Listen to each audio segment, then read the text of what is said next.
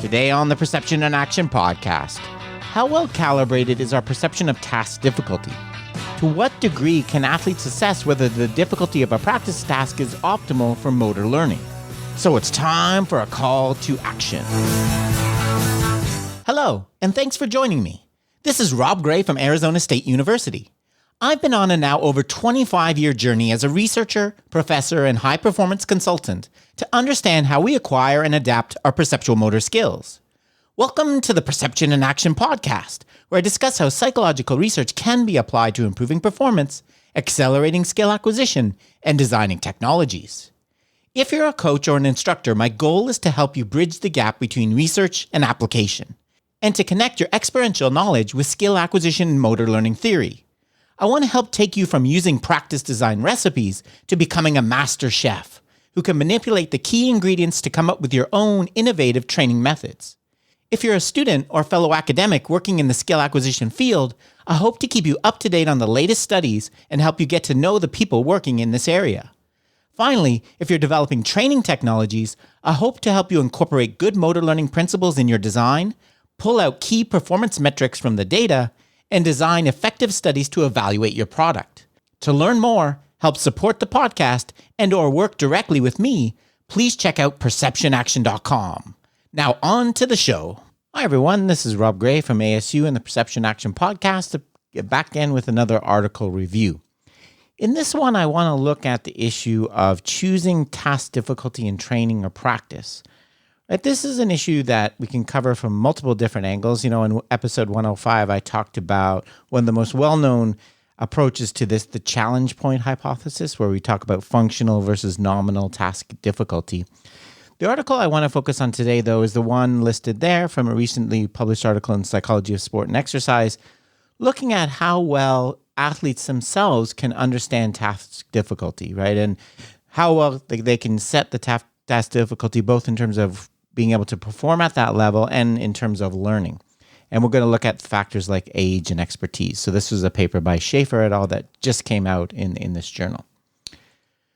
So as the authors point out in their introduction, right, being able to, as an athlete, to assess your abilities obviously is important for multiple different reasons, right?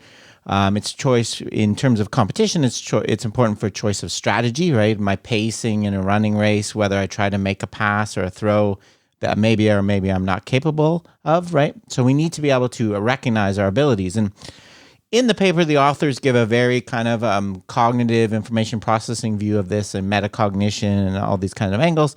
Of course, I would look at the same thing in terms of calibrating your affordance perception, right? You need to affordances, opportunities for actions in the environment, need to be calibrated relative to our abilities, both our body scaling, right? How long our legs are, or how big our stride length, and also action scaling. For example, the work of people like Matt Dixon that have shown that our perception of affordances in goalkeepers is related to how quickly they can dive to the corner, right? So it is critical that we be able to calibrate ourselves to environment in terms of our capabilities. To know what affordances we can choose to act on depends on our abilities to act on, how fast we are, how quick we are, and so on.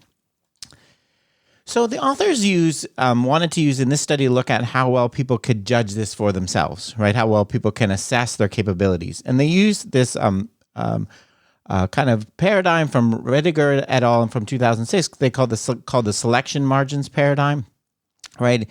The idea is where the athlete chooses the maximum ability they have, what they can achieve, their maximum manageable task difficulty, it's called. So I can say, if I said, I could run a mile in 8 minutes, right? Something like that, right? You set that, go.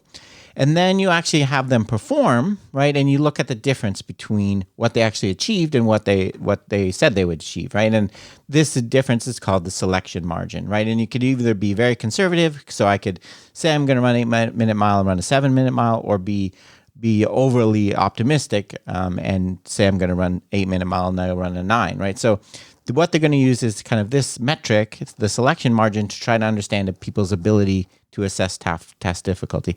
And I'm going to look at this from the data and the study, and we'll get back to how this relates to setting practice and designing practice and training at the end. So they did 3 different experiments in their study with 3 different motor tasks, right? So they had a skipping task, rope skipping, dribbling a soccer ball around a set of cones, and tracing something on a paper with a pen, right?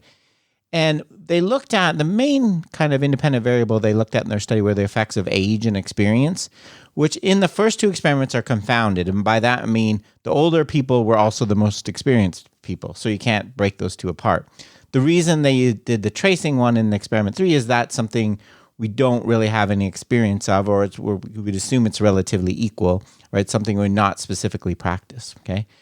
So they have the people doing these things. They're asked them to predict their amount of performance. So how many jumps can you do in a certain amount of time? How long will it take you to dribble the ball around the course? And then they calculate selection margins.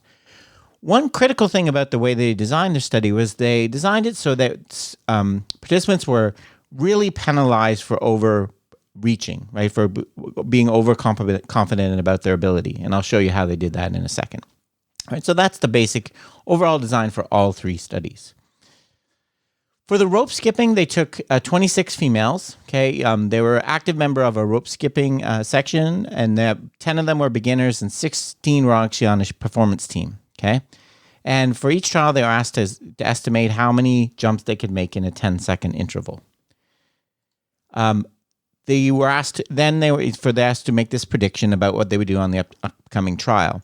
Now, here's the bit about penalizing overconfidence. So what they would do was they were awarded points only if they got above the threshold they predicted, right? So imagine I said I can do 18 jumps, right? If I get 22 jumps, I get 22 points, right? So I'm getting rewarded for going over. I get the extra. But if I say I'm going to go get 18 and I only get 17, I get 0, right? So I get massively penalized for predicting more than I can do. So there's a kind of incentive to be conservative in your these estimates. So that's the basic design. Then they went and measured and saw what people can do. The 2 main things they're going to look at in each of them are the selection margin. So how close were you to what you actually achieved, right? So if you said, people on average said they could do 18, did they get to 18? And then they're going to look at the number of trials where people got 0. So the number of times, so they did this multiple times, right? So the number of times you actually didn't hit your goal, right? So those are the 2 main things to look at. And here's what they found. So in the rope skipping, what they found was that the beginners tended to be overconfident in their selection margin, right? The number of jumps they could predict was slightly larger than the number they actually achieved by less than 1 jump. While the advanced jumpers were conservative. They were less than they can, but again, by a very small margin. And the difference between the two was not actually significant statistically, so we can't make too much out of it. What they make more about across the whole study, and in this one in particular, are the number of times they got 0 points, right? So what they found was the beginners got significantly more 0-point trials than the advanced, right? And they actually found a correlation between age and the number of times you got 0, right? So the younger people had way more. So for example, I'm looking at the graph. If you're watching the video, you can see people under 10. They had 10 or so trials, one close to 15, whereas people in their 30s had less than 5 trials, right? So seemingly, people with more experience and more older seem to be better at understanding their abilities in terms of doing this kind of measure. Okay, so and in terms of the averages, the beginners had 8 trials on average with 0 score, where the advanced only had 4.5. Right, so big difference there.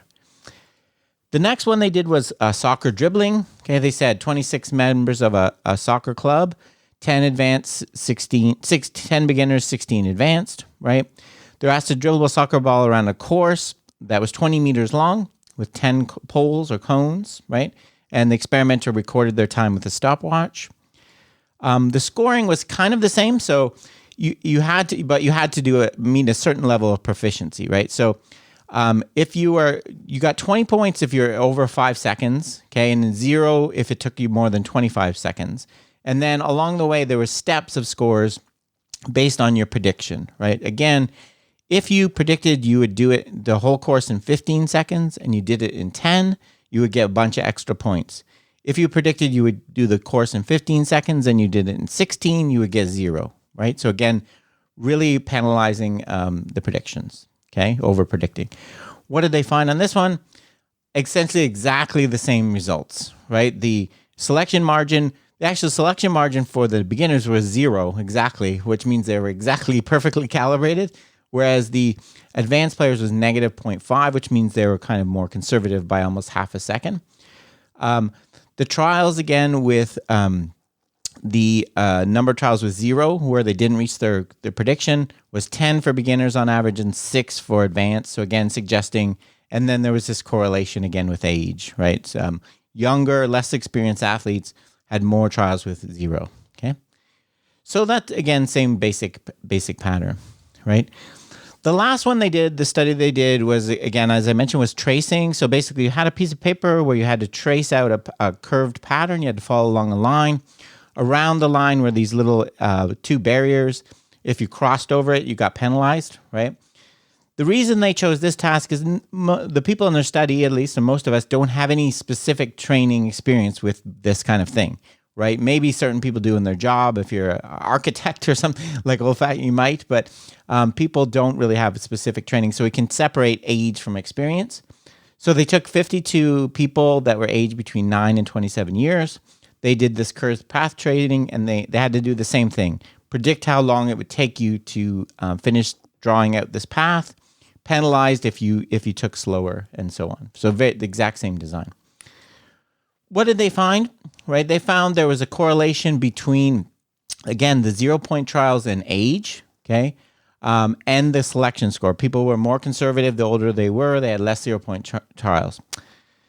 So they seem to be able to separate out the effects of experience here, right? It's an age effect, right? It's because people were untrained, or were all untrained. If you go, excuse me, if you go look at the paper, or you're watching the video right now with me, the correlations, you look at the graphs, are a little bit worrisome in terms of numbers, right? So drawing correlations with the number of participants they have is a little bit dodgy. They are statistically significant, but it's the power there is kind of lacking. So it's a little bit, people you look at the graph, it's not really an impressive, strong relationship, and especially in terms of the tracing 0 points, the one on the right, if you're watching the video, it doesn't really look very like there's a strong relationship there to me. So it's a little bit questionable, but across 3 studies, they do seem to have these effects. So there maybe there's something there. So the authors conclude overall that beginners and younger athletes are less able to predict their task ability, how difficult the task should be. More experienced are more, not surprisingly, better at it. Okay. One of the things they recognize, and one of the things that jumped out to me, I think, when I was reading this paper, is that the issue of variability, right?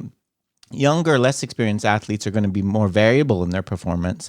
So we'd expect them to have more of those 0 trials just from variability, not from necessarily from prediction, right? So you're going to have some really bad performances and really good ones. You're not going to be as consistent in your outcomes when you're first starting, right? So maybe this 0 effect was more to do with variability than it is with terms of how well calibrated your performance are. But those are the basic predictions. So this was interesting for me. As I said, I thought, it was an interesting study. It has a little challenge, some of the things with sample size, and the representativeness of the task, maybe you could challenge. This immediately brought to mind a really important study. I can't remember if I've talked about this on the podcast before, by Simon Bjork in 2001. What they did in this study was they recreated the classic blocked versus random practice paradigm, right? So they had people learning sequences of keys on a keyboard. In the block practice, right, you learn just one key sequence, then you move to the next, then you move to the next. In the random one, you had to interleave key sequences. So you're getting contextual interference in the classic effect. And what they found in terms of performance was the classic blocked versus random result, right? People that performed the random practice did worse during acquisition. They made more errors, but they eventually caught up to the block group by the end of training. But there was a massive difference in retention when they switched to a new key sequence, right? And transfer. The random people had massively lower errors. And if you're watching the video, these are errors, so lower is better. They had way better performance than the blocked group, right? So in the long run, and when you look at learning, not just performance during training, blocked random practice is better. Classic finding. But what the new twist on this study was they had people judge what they thought they could do, right? How well they're learning the task, how well they would do during the next trial. And what they found was that the blocked people consistently predicted they would be better than the random group. And importantly, they predicted that in the retention and transfer tests, right? So, and if you're looking at this graph, the triangles are always lower than the squares. They're predicting the lower errors. So the bottom line they made about this, and I think it's a good point, is people are not good at assessing what's good for their own motor learning, right? Performers are good at assessing how well they're performing now, right? They're not realizing that the random practice is actually helping them in the long run, right? So that's where, as a coach, right, you have to step in, right? So overall, I think these kind of studies where people are predicting how well they're learning or their task difficulty, I think they're interesting for me. In terms of my interest in terms of the ecological approach, I don't find them too, I would go a different direction, I guess I would say, in terms of assessing calibration, where you're actually having people make affordance assessments, kind of like, as I mentioned, the Matt Dick study on soccer goalkeeping, where you try to match affordance perception to actual abilities by measuring those abilities or how well calibrated they are.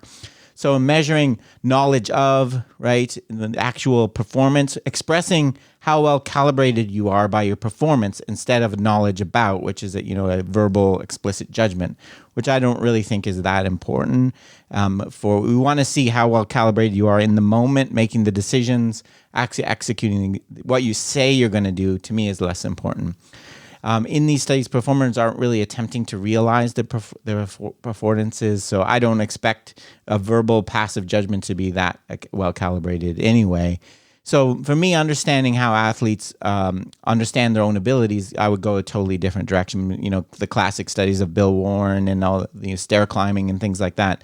How well calibrated are your judgments of affordances to your actual abilities that you can, and your body size and so on, rather than how well can you predict explicitly? As I said, I don't find that particularly, I don't think that particularly important. Obviously, task difficult, this shows why you need a coach to set the difficulty. It also shows why, in adaptive methods, which I talked about, a few months ago, it's better to have some algorithmic or coach adjusting it rather than the player adjusting the level of difficulty. People aren't good at assessing the ability they need for effective motor learning. That's kind of the bottom line. And the top point I put there, this kind of brings into question to me how, this, for me, it brings into question the importance of the research showing kind of the importance of self-efficacy and expectancy on motor learning. Again, just tampering a bit, not saying those things are important, but if your expectancy of how well you can do is not very calibrated anyway, why does it really matter as much as we think? I think that's the important thing to consider. So overall, I think this, again, is an interesting topic that there's lots more work we can be done, especially on the calibration of affordances. Okay, that's it for today's episode. If you're interested in helping support the podcast, I encourage you to go to patreon.com/perception action. Thanks, and cheers for now. Okay, that's it for today's episode. Remember, you can contact me at robgray@asu.edu or follow me on Twitter @ShakyWeights. To find out more about the podcast, please check out perceptionaction.com. Finally, to support the podcast and receive bonus materials, including written transcripts, please head over to patreon.com/perceptionaction. This is Rob Gray from ASU. Cheers for now, and keep 'em coupled.